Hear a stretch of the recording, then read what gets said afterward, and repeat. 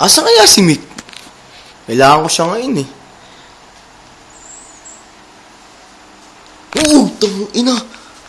Ano yan? Tissue. Yung mga mami, tanga mo naman. Eh, mami ba yan? Di yung ba alam yung mami? Mami, yung The Mommy Returns. Mami returns.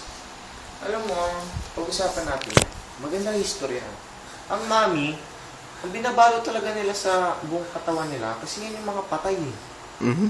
Binabalot nila sa tissue. Pagkatapos nila ibalot sa tissue, tatanggalin nila. Ganyan.